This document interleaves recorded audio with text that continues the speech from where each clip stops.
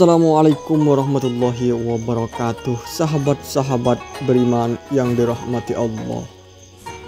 Iblis merupakan makhluk Allah Subhanahu wa taala dari golongan malaikat yang tinggi ilmunya. Iblis sebelum jatuh menjadi iblis, Azazil diberi gelar tersebut di langit ketujuh oleh para penduduk surga. Iblis diberi gelar Azazil, dianggap sebagai makhluk paling kuat dan terhormat di kalangan malaikat pada waktu itu. Pada awalnya, Azazil memegang peran penting. Dia pernah menjadi Sayyidul Malaikat, yang artinya penghulu atau pemimpin malaikat, dan Khazinul Jannah, bendahara surga atau penjaga pintu surga. Azazil dikisahkan sebagai makhluk yang sangat taat beribadah kepada Allah Subhanahu wa taala. Memiliki pengetahuan yang luas, bahkan lebih daripada malaikat pada waktu itu.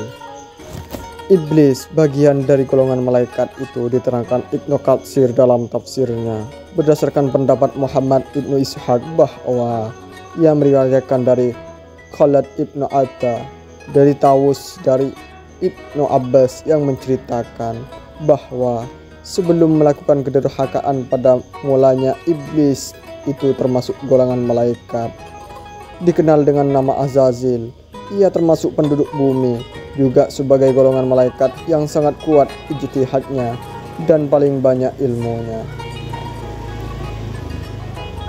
Karena itulah hal tersebut mendorongnya bersikap takabur. Menurut Imam Ibnu Katsir, awalnya iblis diciptakan sebagai salah satu makhluk Allah Subhanahu wa taala yang sangat mulia. Nama asli iblis adalah Al-Haris.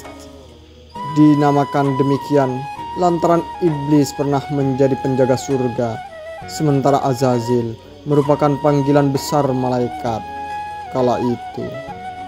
Suatu ketika, malaikat melihat sebuah tulisan yang terpampang di salah satu dinding surga dan tertulis sebagai ketetapan Allah Subhanahu wa taala atau Lauhul Mahfuz, yang isinya, karena kesombongan seseorang yang muqarrabin atau sangat dekat dengan Allah Subhanahu wa taala akan mendapat laknat. Membaca tulisan itu, para malaikat menangis semuanya, termasuk Israel, si malaikat pemutus segala kenikmatan. Mereka sangat takut dan khawatir apabila makhluk yang tercatat sebagai ketetapan Allah Subhanahu wa taala itu adalah diri mereka. Kemudian para malaikat sepakat untuk menemui Azazil. Dia adalah pemimpin atau penghulu para malaikat yang setiap lapis langit mendapat kehormatan. Azazil kurang lebih dari 120.000 tahun mengabdi kepada Allah Subhanahu wa taala, dan setiap doanya niscaya Allah akan mengabulkannya. Para malaikat tersebut meminta kepada Azazil untuk berdoa kepada Allah Subhanahu wa taala agar terhindar dari laknatullah. Ia pun memenuhi permintaan itu dan berdoa agar para malaikat terhindar dari murka Allah Subhanahu wa taala. Sehingga Azazil lupa untuk mendoakan dirinya agar terhindar dari laknatullah. Lalu tibalah suatu hari Allah mengumpulkan para malaikat untuk diberitahu perihal penciptaan Adam sebagai manusia dan pemimpin di dunia ini. Para malaikat terperanjat dan protes. Menurut pengetahuan mereka, manusia adalah makhluk pembuat kerusakan yang paling nyata. Maka dari itu, Azazil adalah makhluk yang membangkang kepada Allah dengan tidak bersujud kepada Adam dan Hawa ketika mereka diciptakan. Iblis kemudian diusir dari surga karena perbuatannya ini. Menjawab protes malaikat, Allah berkata bahwa hanya Dia yang mengetahui segala sesuatu dan mereka tidak tahu. Mendengar hal itu, para malaikat seketika menunduk dan memohon ampun kepada Allah Subhanahu wa taala.